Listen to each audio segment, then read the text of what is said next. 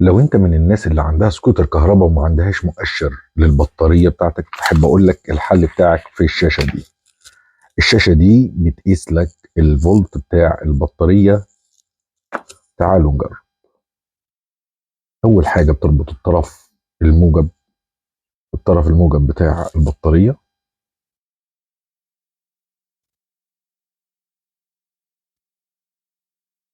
وتاني حاجة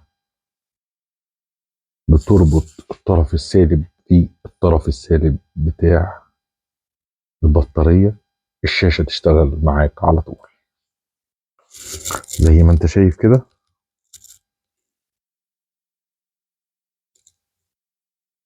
ادي البطارية بتاعتنا فيها 65.9 فولت، يعني 66 فولت. ده مقاس البطارية. وزي ما انت شايف في شاشة جيوغرافيك تحت عشان تبين لك مقدار البطارية بالشرط. لو احنا دوسنا على الزرار، ضغطنا على الزرار ده كده، يفصل البطارية. لو احنا دوسنا تاني يشغل الشاشة وتعرف النسبة قد ايه.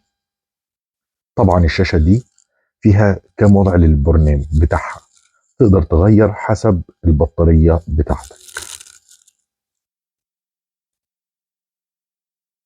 معلومة صغيرة أتمنى أكون فدتك بيها.